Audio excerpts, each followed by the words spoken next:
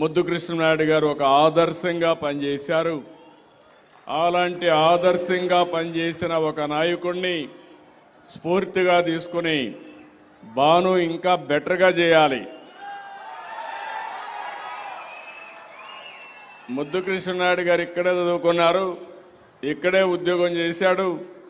NT Ramarao గారు పిలిపిస్తే ఆ పిలుపును అందుకుని మొట్టమొదటిసారి రాజకీయాల్లో చేరిన వ్యక్తి, ఎమ్మెల్యేగా పోటీ చేసిన వ్యక్తి ముద్దు కృష్ణనాయుడు గారు.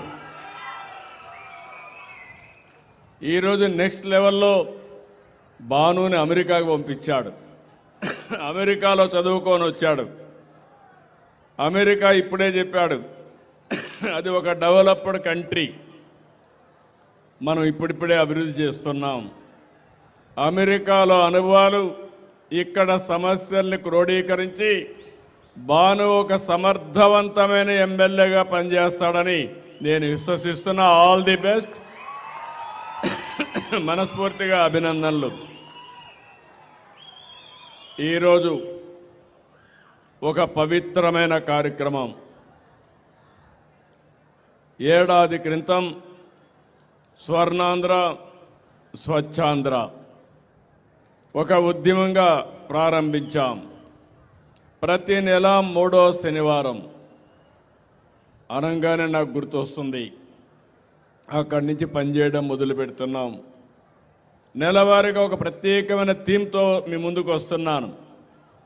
ఈ నెల 3వ శనివారం పండుగలు కాబట్టి మళ్ళీ ఈ నెల మిస్ కాకుండా 4వ శనివారం ఈ కార్యక్రమాన్ని పెట్టుకుంటున్నాం.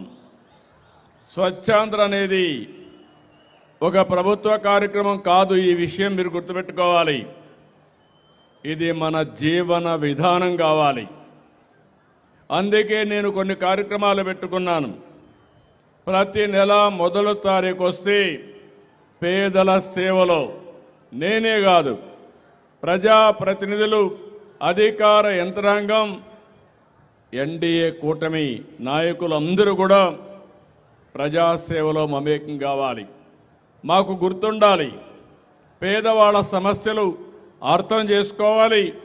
మీ సమస్యల పరిష్కారం కోసం అనునిత్యం పనిచేయాలనే ఉద్దేశంతోనే పేదల సేవలో పెట్టాం. ఈరోజు మీరు ఒక్కసారి ఆలోచిస్తే నేను సూపర్ 6 చెప్పాను, అందరూ అసాధ్యమన్నారు. సూపర్ 6ని సూపర్ హిట్ చేసిన ఏకైక కూటమి ఎన్డీఏ కూటమి. ఈరోజు మీలో ఇంత ఉత్సాహం ఉందంటే అందరికీ తల్లికి వందనం వస్తూ ఉంది. స్త్రీ శక్తి కింద ఫ్రీగా బస్సులో ఎక్కడికి కావాలన్నా మా ఆడబిడ్డలందరూ తిరిగే పరిస్థితికి వచ్చారు. అన్నదాత సుఖీభవ సమర్థవంతంగా అమలు చేస్తున్నాం. దీపం 2 కింద 3 సిలిండర్లు ఉచితంగా ఇస్తున్నాం.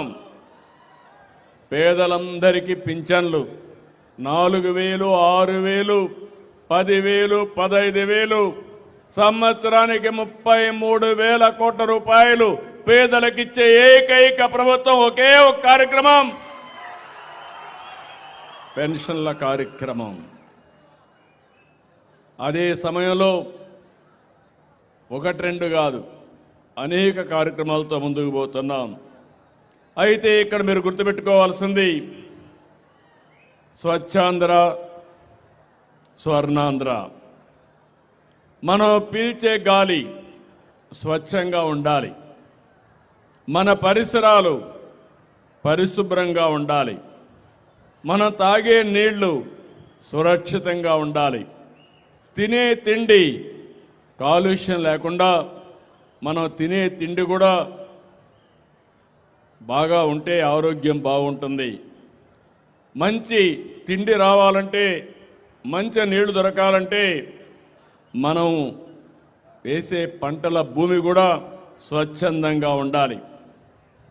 ఇవన్నీ చేయాలంటే మన ఆలోచనలు కూడా స్వచ్ఛంగా ఉండాలి. చెడు ఆలోచనలు పెట్టుకొని నేరస్తులు రాజకీయాలు చేస్తే ఏమవుతుందో మనం గతంలో చూసాం. అలాంటి స్వచ్ఛమైన ఆలోచనలు ఉంటే తప్ప ఈ రాష్ట్రానికి, ఈ దేశానికి భవిష్యత్తు ఉండదని చెప్పి కూడా నేను మీకు తెలియజేస్తున్నా. నేను ఒక లక్ష్యంతో మీ దగ్గరికి వస్తున్నా. నేను ఈరోజు కొత్త కాదు. ఈరోజు ఈ కార్యక్రమాన్ని ఇంట్రడ్యూస్ చేసింది మీరు చూస్తే నరేంద్ర మోడీ గారు స్వచ్ఛ భారత్ కార్యక్రమం పెడితే నన్ను చైర్మన్గా పెట్టి 10 మంది ముఖ్యమంత్రులు అధికారులు అందరం కలిసి దీనికి విధి విధానాలు తయారు చేశాం. భారతదేశం స్వచ్ఛ భారతదేశం వైపుగా ముందుకు పోవాలని, అదే మరి ఆంధ్రప్రదేశ్ రాష్ట్రాన్ని స్వచ్ఛ ఆంధ్రప్రదేశ్ స్వర్ణాంధ్రప్రదేశ్గా చేయాలని ఈ కార్యక్రమాన్ని పెట్టుకున్నాం. ఈరోజు మీరు గుర్తుపెట్టుకోవాల్సింది, ఎప్పుడో నేను సింగపూర్కి వెళ్ళాను. సింగపూర్లో చూశాను. సింగపూర్